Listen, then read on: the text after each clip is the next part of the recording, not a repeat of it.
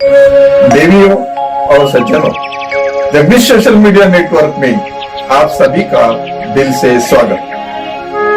प्रतिदिन के अनुसार प्रस्तुत करते हैं स्वामी वासुदेवानंद जी सरस्वती इनके अमृतमय वाणी द्वारा विष्णु सहस्त्र नाम प्रवचन।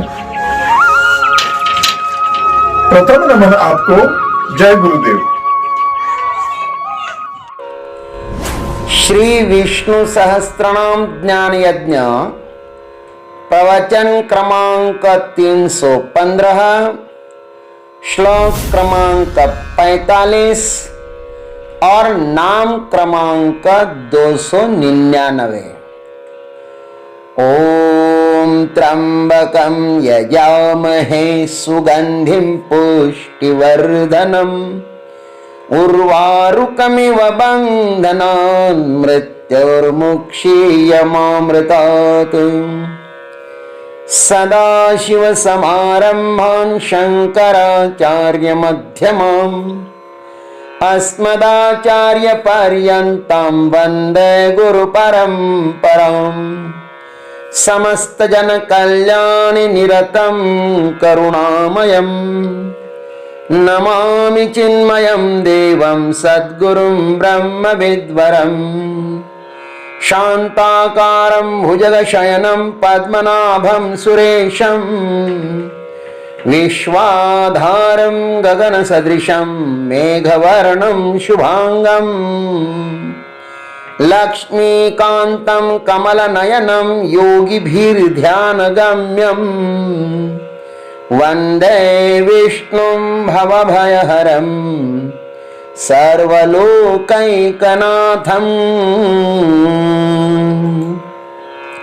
श्लोक क्रमांक 45।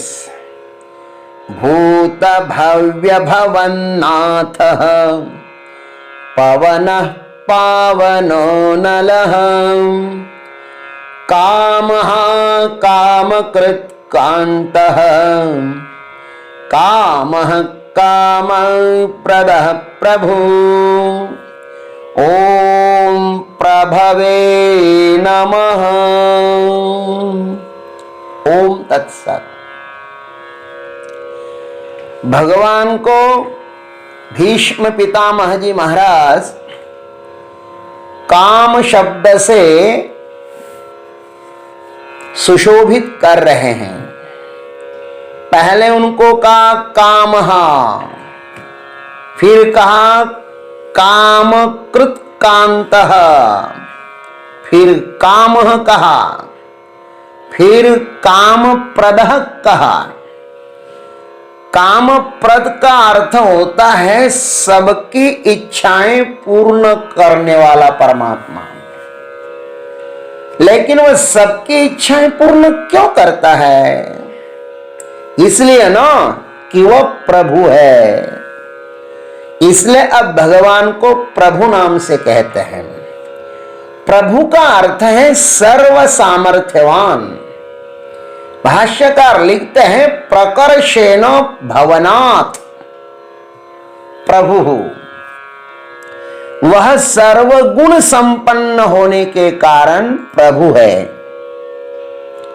इस प्रभु नाम के पहले भी भगवान के जगत प्रभु और प्रभु ये दो नाम आए हैं। जगत प्रभुम देवदेवम, प्रभु नाम 2 बार आया है। भगवान कामप्रद इसलिए है कि वे समस्त चराचरात्मक संसार के एकमेव स्वामी हैं। स्वामी वही हो सकता है जो सर्वज्ञ है, और जो सर्वज्ञ होता है उसके अनुशासन में रहने में आनंद मिलता है। जो सर्वज्ञ होता है वही पोषण करता है और अज्ञानी शोषण करता है। अज्ञानी अतृप्त होता है। जिसके पास अनेक वासनाएं होवे वह अन्यों का पोषण कैसे कर सकता है भला?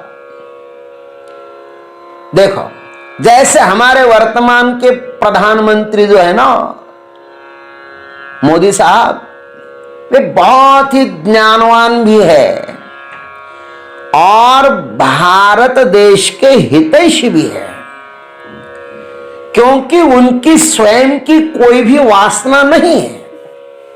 वे भारत की सुरक्षा के लिए जी रहे हैं। भारत की सुरक्षा ही उनके जीवन का लक्ष्य है।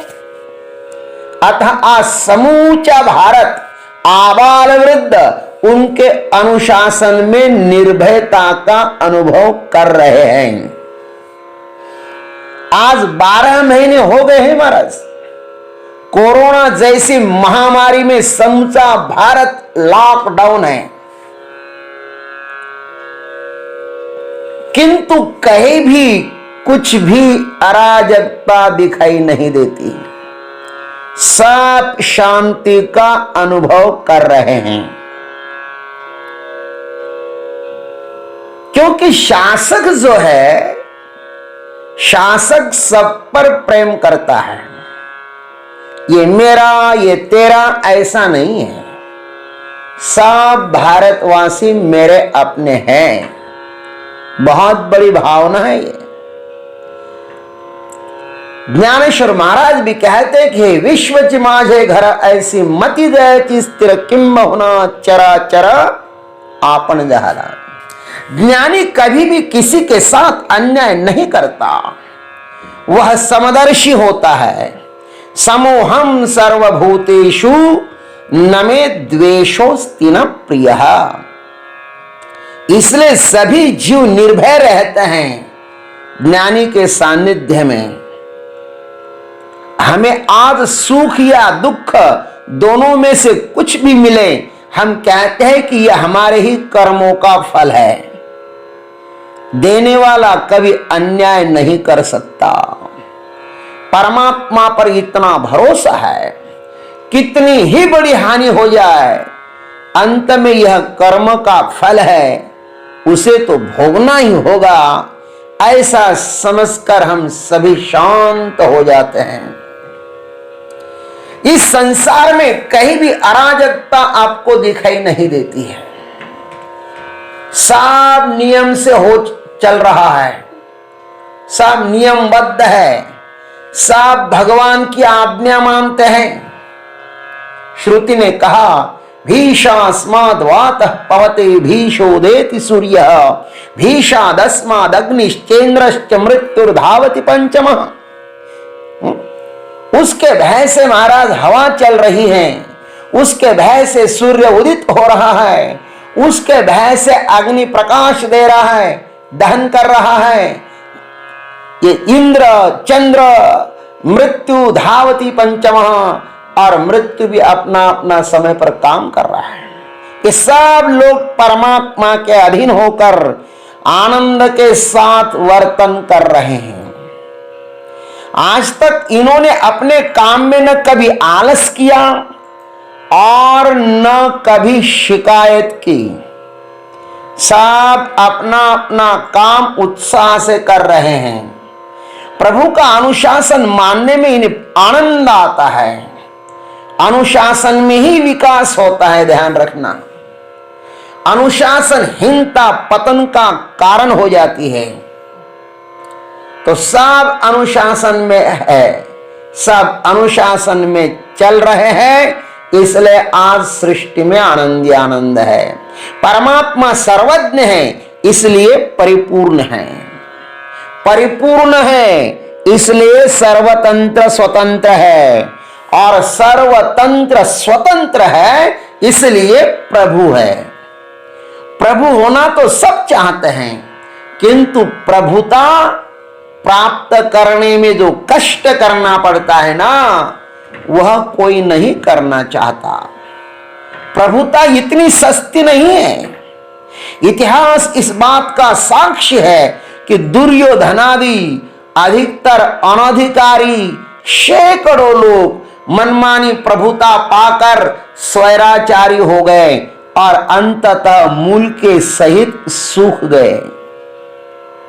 प्रभु होना और प्रभुत्व स्थिर रखना, ये दोनों भी बहुत बड़ी मूल्यवान बातें हैं। प्रभु होना और प्रभुत्व स्थिर रखना बड़ी मूल्यवान बात है। परमात्मा धन्य है कि वह अनंत काल से प्रभुत्व के सिंहासन पर आरूढ़ है और रहेगा भी, क्योंकि वह अपरिवर्तनशील है। इसलिए तो श्रुति मां कहती है, प्रभुं वरेण्यं पितरं महेशं यो ब्रह्माणं विदधाति तस्मै वेदांश्च सर्वान् प्रहिणोति चाग्र्यं तं वै प्रभुं पितरं देवतानां। शरभोपनिषद में कहा है, प्रभुं वरेण्यं पितरं महेशं। जिन परमात्मा ने सबसे पहले ब्रह्मा को उत्पन्न किया, उन्हीं को तुम वरण करने योग्य प्रभु समझो, पिता समझो, उसको ही तुम श्रेष्ठ जानो। वही वेदों के प्रेरक है, वही सबके प्रभु और सब देवताओं के भी प्रभु है।